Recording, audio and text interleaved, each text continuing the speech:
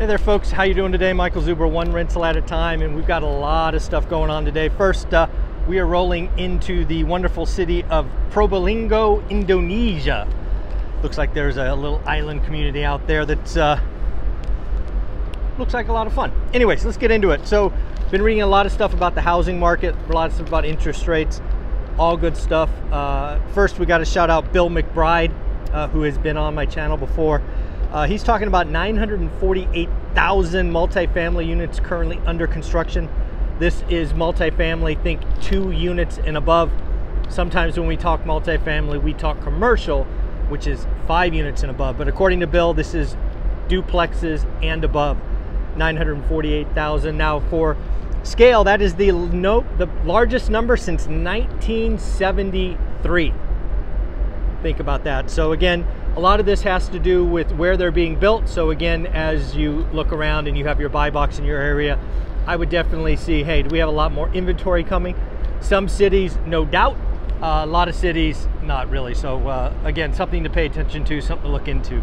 Goldman Sachs has updated their recession call. Goldman Sachs is now saying 75% chance, no recession, folks. Yes. I believe Goldman Sachs at one point was as high as like 58 or 60%. They are now at 75%, or said another way, chances of a recession 25%. I don't know. It's never boring in the economy, so it's a lot of fun. PPI was hot. Again, PPI is interesting. PPI is not a direct leader of CPI. Because again, PPI you can think of as wholesale pricing. One of the options as a company who provides end products is you can collapse margins. Think Boston Beer. Remember Boston Beer, I think from 2 days ago, we talked about Boston Beer's unit volume being up, but their margins being down. So they chose to eat some of their supply costs and the like. So again, PPI going up does not guarantee CPI will go up. Something to remember there.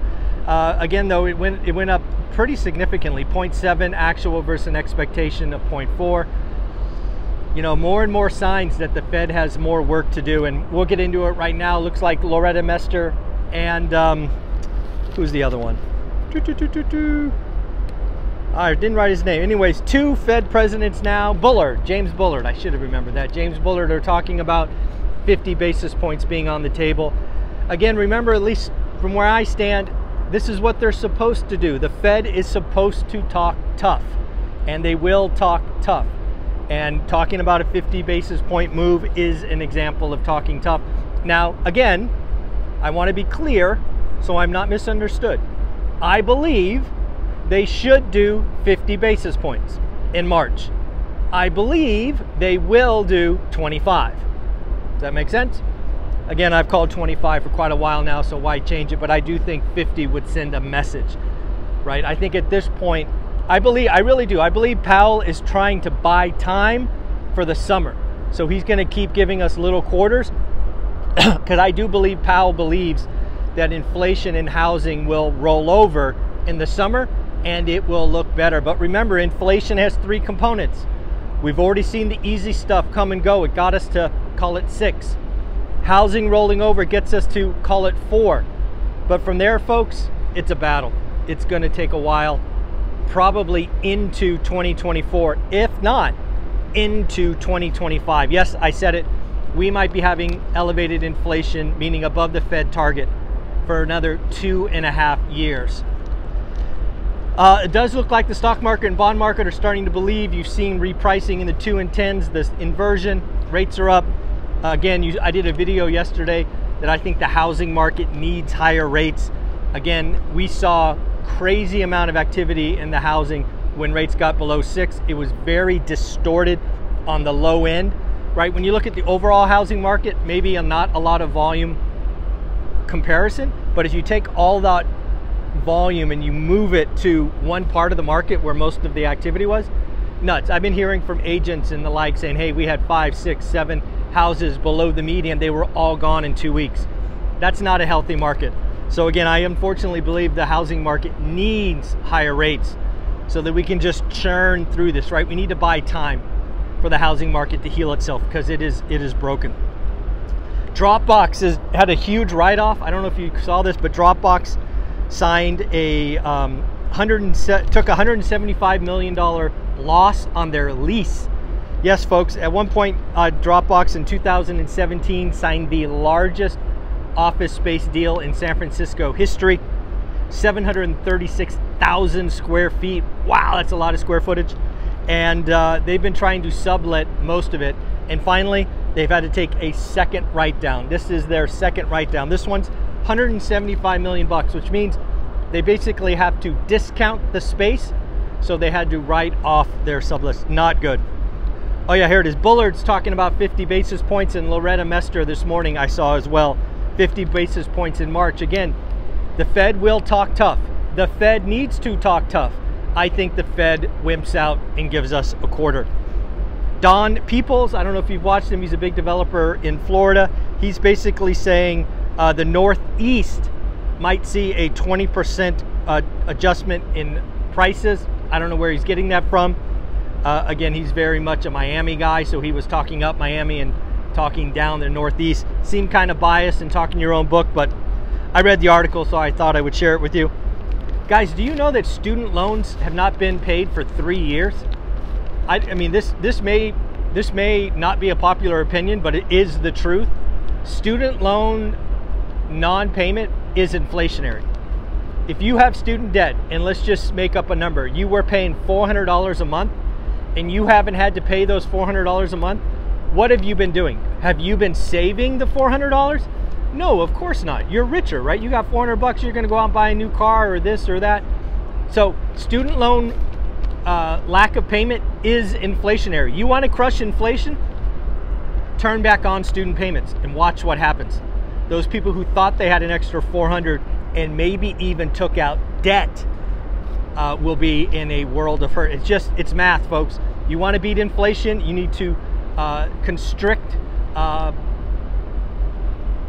discretionary income. And one of the discretionary incomes, I don't know, was it 30 million people? I forget the number. 30 million people are not paying student loans.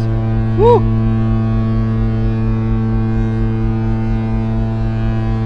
That's a big loud horn. That's the ship's horn. I don't know if you heard it. I think we're coming into port. I think that's what that was. That was loud though. Hopefully that didn't blow out your eardrums. Black Knight, great data source. If you ever want housing data, mortgage data, go to Black Knight. Mortgage demand picked up 32% in January. 32%, folks. Lower rates. Again, we don't need rates below 6% right now. If rates crash to below 6%, the housing market would be so distorted on the low end, it would not be funny. No supply, no listings, people frozen out, new listings are not coming. The market is just broken. There were 20% less listings. Think about that, folks. 32% increase in demand, 20% drop in new listings. That's a supply-demand imbalance for sure. DoorDash beat on earnings. I wonder if DoorDash and Lyft should get together and really go take on Uber. Certainly Lyft had a bad number, if I remember. Maybe DoorDash and or Lyft. I'm not sure who has a higher market cap, but there may need to be a deal there. Jobless claims, again, disappointed. Again, remember, I think the Fed wants to see weekly unemployment claims north of 300 and probably north of 325. Yes, 325. It came in at 194. 194,000 new claims. Even with all this media hype about layoffs and stuff, unemployment claims continues to disappoint to the low end, 194. Expectations for 200, so a miss, and even lower than last week. Last week, 195. This week, 194. Looks like the SEC is charging Do Kwon, the Terraforma guy, with fraud. Not sure what took him so long. And then finally, Silicon Valley. We talked about King Newsom and California losing 500,000 people to Texas, Arizona, Nevada. Looks like the Silicon Valley has lost 90,000 people since the beginning of the pandemic, all the boom towns and remote work and things of that nature. So again, something I've always thought about the Silicon Valley is once we start missing the new college grads, the new PhDs, the new master's degree, the Silicon Valley will suffer slowly. And I think that's what's happening. Right now, the new college grads aren't coming here. They're going to Texas, they're going to Florida, they're going other places.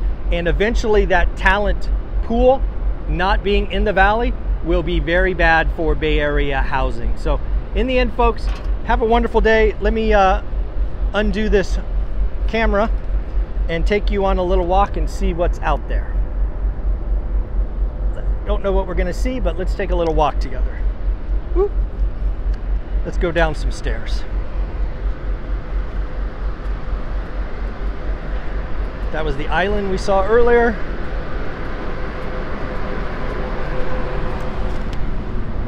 Let's see what's out here.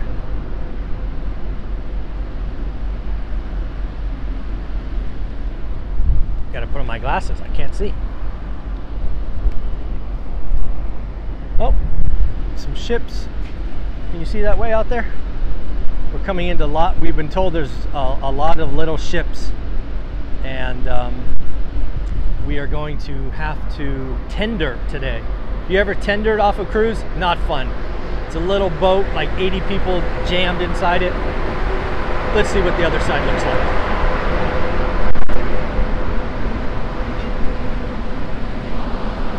Oh, there's a little town. Hey guys, how are you? Wonderful. Yeah. So that's, how do you pronounce the town we're in? Lololingo or something? Yeah, all right. There we go. There it is, right out there. Take care.